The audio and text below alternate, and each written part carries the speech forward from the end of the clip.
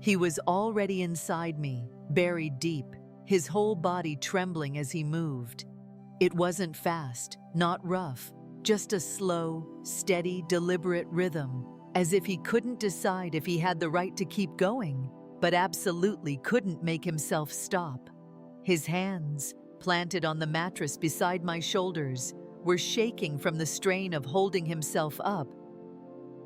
I could feel every inch of him, feel the catastrophic weight of what we were doing, and still, I pulled him closer. Hello, everyone, and welcome to our space for stories that live in the shadows. Have you ever felt so invisible that even a dangerous touch felt like a rescue? Have you ever made a choice knowing it could burn your world to the ground, simply to feel warm for a single night? Today's story is about that choice, a secret that redrew the map of my life. If you know what it's like to stand at a crossroads and deliberately choose the wrong path because it's the only one that makes you feel alive, press 1 in the comments. And please, don't forget to like this video and subscribe, because the truth is always worth hearing. My legs wrapped tighter around his hips, my fingers digging into the muscles of his back, urging him deeper as he groaned low against my skin. I didn't ask him to stop. I didn't want him to. His forehead came to rest against mine, our breath tangling in the charged space between our lips. He whispered my name, a ragged, broken sound. Claire. I knew I shouldn't be here. Not with him, not with Ethan, my best friend's ex-husband. A man I'd known for nearly 20 years, who used to sit across from me at dinner tables and backyard barbecues, whose arm was once draped over the shoulders of a woman I loved like a sister. And now he was here, inside me, shaking, and I was taking every inch of him, every shudder, every desperate breath, as if it were mine by right. I'm 42. Divorced 10 years ago. No kids. Most days I tell myself I'm content with the quiet solitude. I've curated a life of peaceful, predictable order. My house is immaculate, a testament to having too much time on my hands. My wine rack is always stocked. My dating apps were deleted over a year ago after a string of encounters that felt more like job interviews for a position I didn't even want. I volunteer at the local library twice a week, surrounded by the comforting, dusty silence of stories that are not my own. I have become an expert at pretending I don't notice the crushing quiet that descends the moment I turn my key in the lock each evening. But Ethan, he didn't just make me notice the quiet, he shattered it. It started with a favor, as these things so often do. Jenna, my best friend since we were college roommates, called me out of the blue. Her voice was bright, distracted, full of her new life. She asked if Ethan could stop by my place in Columbus to pick up a box of her old college yearbooks I'd been storing in my attic since their split 2 years prior. I just can't face him, Claire, she'd said with a breezy sigh. It's just easier if you handle it. It's only one box. My first instinct, a faint alarm bell in the back of my mind, was to say no. To tell her to hire a service or just wait. But I heard the finality in her tone. She had already moved on. To her, this was a simple errand. So I said yes. He showed up on a Tuesday evening. I remember I'd been watching the clock, a knot of strange anticipation in my stomach. When I opened the door, he looked different, tired, yes, older than I remembered, with deeper lines etched around his eyes. But he also looked more real than he ever did when he was with Jenna. When he was Jenna's husband, he always seemed slightly out of focus, a supporting character in her vibrant life. Now, standing alone on my porch, he seemed to occupy his own space. His hair was a little longer, salt and pepper at the temples, and his smile was hesitant, as if he wasn't sure he was allowed to use it around me. "Claire," he said, his voice a low rumble I wasn't used to hearing, directed solely at me. "Thanks for doing this." "It's no problem, Ethan. Come on in." The plan was for a 5-minute transaction. I'd point to the box, he'd lift it, and we'd exchange polite goodbyes. But as he stepped inside, a sudden Ohio downpour started, the rain hitting the windows in a furious drumming. "Looks like you're stuck for a minute," I said, trying to sound casual. "Looks like it," he agreed, a small, wry smile playing on his lips. "Glass of wine while you wait it out?" The words left my mouth before I could stop them. His eyes met mine, and in that moment, I felt the first tremor of a shift in our dynamic. "I'd like that," he said. 5 minutes turned into 3 hours. We sat on my beige sofa, the box of Jenna's memories sitting on the floor between us like a silent chaperone. We didn't talk about her much, just skirted around her name as if it were a fragile object we were both afraid of breaking. Instead, we talked about everything else: his new job managing a logistics firm, my work as a graphic designer. We talked about old movies we both loved, the way our city was changing, the quiet absurdity of getting older. I found myself laughing, a real unforced laugh that felt rusty in my throat. I saw him watching me, his gaze lingering in a way that was entirely new. It wasn't the polite, friendly glance of a friend's husband. It was the focused attention of a man looking at a woman. I felt a blush creep up my neck and busied myself by refilling our glasses. That night, nothing happened. But when the rain stopped and he finally left, the silence he left behind was heavier, more profound than before. I felt seen, and I realized with a jolt that I was starving for it. A few days later, he came by again. The excuse was a forgotten phone charger. I knew he hadn't left one. I had cleaned the living room meticulously the next morning, as if trying to scrub away the ghost of our conversation. But my heart leaped when I saw his car pull up. I let him in anyway. This time we didn't sit so far apart on the couch. This time, our arms brushed as I handed him a glass of water.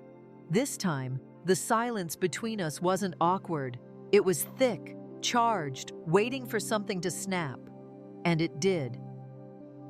As he was about to leave, he paused at the door. He turned, his expression unreadable. "Claire," he started, then seemed to lose his nerve. He just looked at me, his eyes searching my face, and then he leaned in and kissed me. It was soft, careful, a question.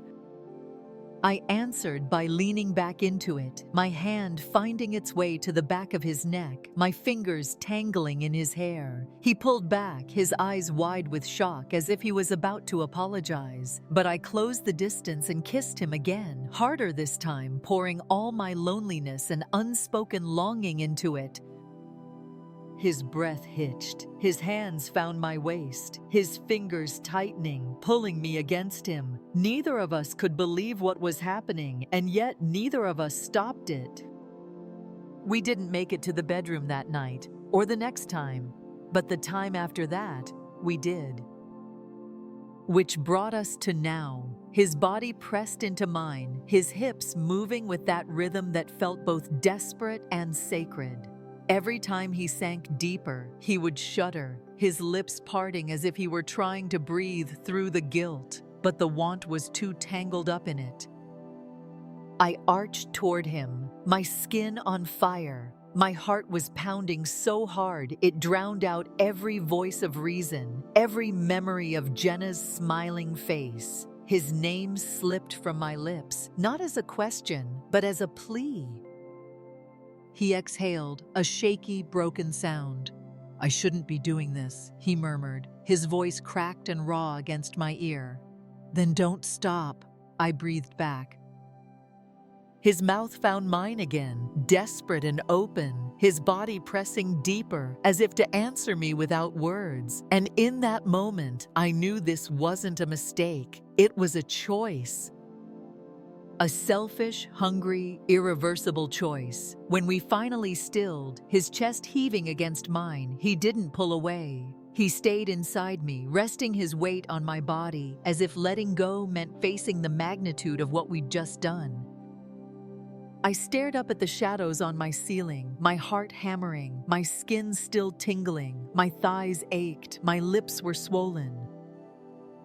And I already knew this was just the beginning. It's strange how quickly you can normalize something you once swore you'd never do. The days after that first time were a blur of nervous energy. I expected to be consumed by guilt, to look in the mirror and see a traitor staring back. But that's not what happened. Instead, I found myself waiting for him. I didn't plan it consciously. It was a series of small, unconscious acts. I'd buy the specific brand of coffee I remembered him mentioning. I'd leave a second wine glass out on the counter, just in case. I started wearing softer clothes, things that felt good against my skin, as if preparing it for his touch. His visits became our secret routine.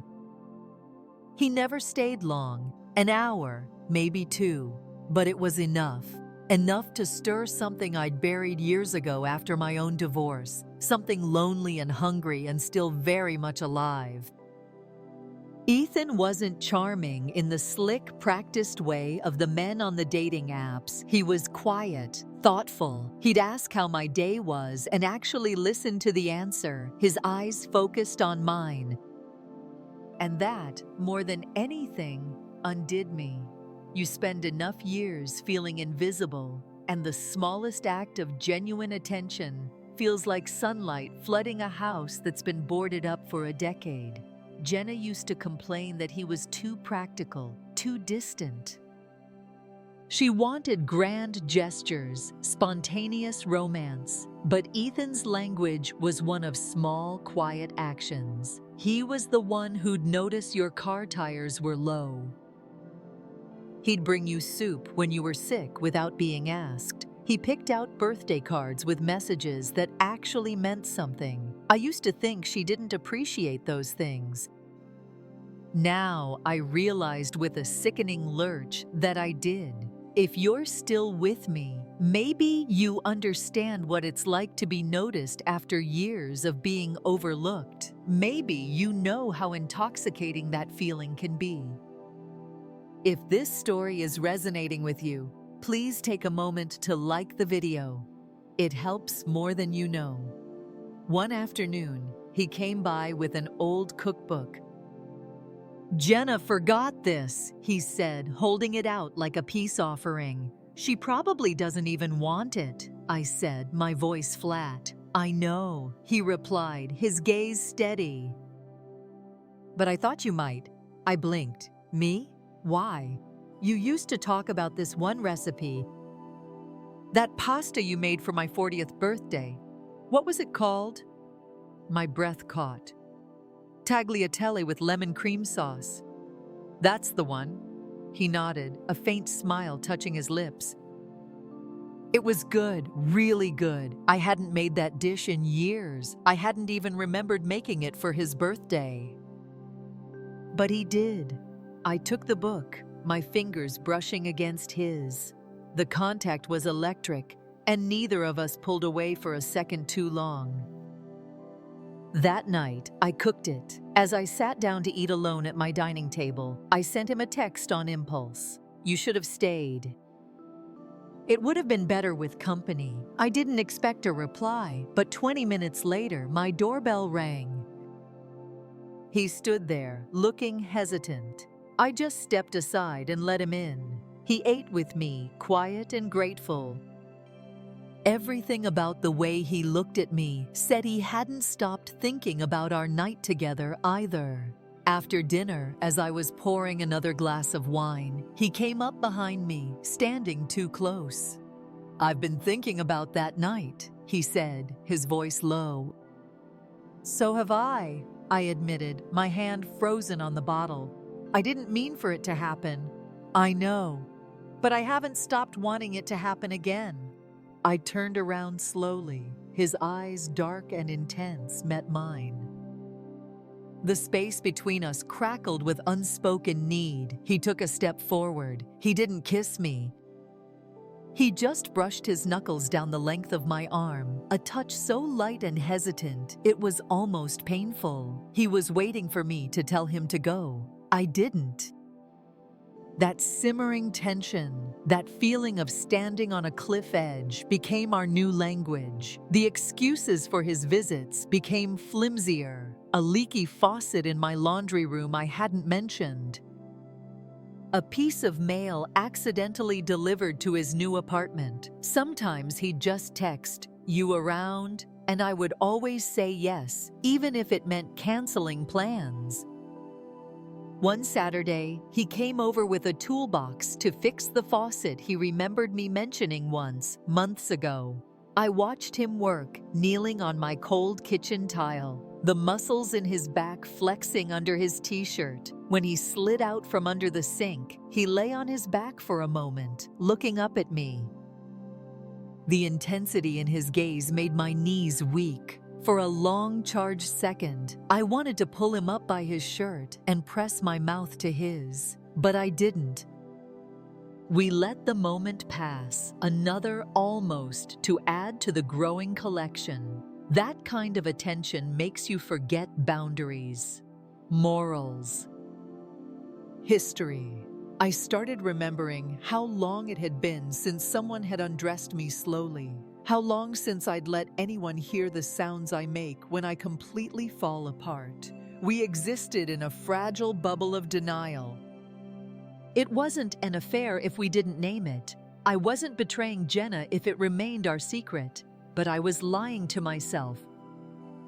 I liked the guilt. I liked the secrecy. It made me feel raw and alive in a life that had become too sterile. One night, I came home from a truly terrible date with some bland corporate lawyer. Ethan was already on my porch, waiting. He must have seen the look on my face. He followed me inside, his presence a silent comfort. "Bad night?" he asked, leaning against the kitchen counter. "Empty," I said, pouring a large glass of whiskey. "You ever feel like you're just pretending through half the things you're supposed to want?" "All the time," he said softly. He stepped forward, his hand lifting to brush a strand of hair from my face. His thumb grazed my cheek, and my entire body locked up, caught between ready and starving. "Say it, Claire," he whispered, his voice thick. "Say you want this too, so I can stop pretending I don't." My mouth opened, but no words came out, because I did. But admitting it felt like setting the fire myself. He leaned in, our lips inches apart. And then, because I was a coward, I stepped back. But the dam was about to break. It happened a week later. He came over late, well after midnight. I was already in bed. He knocked so softly, I almost thought I'd imagined it. When I opened the door, he looked like he'd been through a war. "I was in the neighborhood," he lied. He followed me into the living room and sat beside me on the couch, closer than ever before. The silence was different this time. It wasn't tense, it was heavy with resignation. "I'm tired, Claire," he said finally, staring straight ahead. "Of what?" "Of pretending this isn't real." He turned to me then, his eyes full of a pain that mirrored my own. "Do you ever think about what would have happened if I'd met you first?" "You shouldn't say that," I whispered, my heart fracturing. "I know," he said, "but I do." That was it. The final crack. I leaned forward and his lips met mine with a desperate force that left no room for doubt. He pulled me onto his lap, his hands rough on my thighs, his touch urgent and possessive. My thin sleep shirt rode up around my waist. I helped him with his jeans, my hands trembling. I guided him inside me, and the sound he made, half gasp, half groan, was the sound of our shared surrender. His hands gripped my hips as I moved, slowly at first, Then, with a building rhythm that made us both shake, he buried his face in my chest, his voice cracking against my skin. "I can't stop." "Don't," I whispered back. We moved together, a frantic, silent dance of need and release. And when I finally shattered, my voice breaking, he held me closer, burying himself as deep as he could go, groaning my name like it was a prayer that cost him everything. Afterwards, we stayed tangled together. I pulled back just enough to look at him. His face was flushed, his eyes wild. "I'm not sorry," I said, the words tasting like truth on my tongue. He just pressed his forehead to mine and whispered, "Neither am I." The unraveling began the next morning. I woke up alone on the couch, the blanket still draped over me. There was no note. Just a single forgotten black sock under my coffee table. I picked it up and held it, this mundane proof of our transgression. That week, the silence from him was deafening. Every phone notification was a spike of hope followed by a crash of disappointment. Finally, on Thursday, he called. "I've been trying to figure out what to say," he said, his voice strained. "About us?" I asked, the word feeling foreign. "I don't regret it, Claire. I'm scared." "Of Jenna?" A long pause. "She'll find out eventually. She always does." He came over that night, and our lovemaking was different. It was urgent, almost violent, as if we were trying to burn the fear out of each other. Afterwards, as we lay tangled in my sheets, we heard a sharp rap on the bedroom window. My blood ran cold. I crept to the window and peeked through the blinds. It was just my elderly, insomniac neighbor, Mr. Halverson, walking his dog. He gave a little wave. But it was enough. The bubble had been pierced. "I can't keep sneaking around," Ethan said when I came back to the bed. He was already half-dressed. "So don't," I challenged, my heart hammering. "If this gets out, it will destroy her." "And you? Do you want to stop?" I asked, the question hanging in the air. He didn't answer. He just looked at me, and I saw it all. The want, the fear, the guilt. "It's you, Claire," he whispered, and it was the most terrifying thing he could have said. "It's been you for a while now." Now it wasn't just lust. It was emotional. It was dangerous. The end came not with a bang, but with a text message. A week after his confession, I got a message from Jenna. "Coffee next week?" We met at our usual cafe. She looked good, happy. She talked about her new boyfriend, a tech guy named Will. "He's so different from Ethan," she said with a laugh. "Looser, you know." In a good way. Each word was a tiny, sharp jab. Then she looked at me over her latte. "So is Ethan okay?" "He's been weirdly quiet." I managed to stammer something non-committal. That night, my phone lit up with a text from Ethan. "I can't do this anymore." That was it. I stared at the screen, my world shrinking to those 5 words. I typed and deleted a dozen replies, angry, pleading, heartbroken. In the end, I just wrote one, "Okay," because what else was there to say? He didn't reply. 3 days later, I saw him at the hardware store. Our eyes met for a fleeting second across an aisle of plumbing supplies. I saw a universe of pain and regret in his gaze before he turned and walked away, not looking back. He was a stranger again. I never told Jenna. We drifted apart naturally after that, the space between us filled with the secret I was keeping. A month later, cleaning out a drawer, I found the sock again. I held it to my chest and took a deep breath. It didn't smell like him anymore, but I remembered the weight of him. The sound he made when he moved too deep and still didn't pull back. The look in his eyes when he said my name like it hurt. No one had ever said my name like that before. And I know deep in my bones that no one ever will again. I put the sock back in the drawer. I didn't throw it away. I couldn't, because that part of me, the one that opened her body and her soul to a man she never should have touched, is not gone. She's just folded away, hidden in the quiet of my orderly life. But some nights, when the house hums with a silence that feels like an accusation, I close my eyes and I let myself remember his body, my breath. That single stolen moment when we stopped pretending. I crossed a line I can never uncross. But for a little while, I felt like a woman again. And God help me, I'm not sure I regret it. Thank you for being here for this story. Life and love are rarely simple, and sometimes our greatest mistakes are what teach us the most about ourselves. If you've ever made a choice that left you with a beautiful, painful scar, press 1 in the comments below. Please subscribe for more true stories from the heart, and remember to be kind to yourselves no matter what secrets you hold.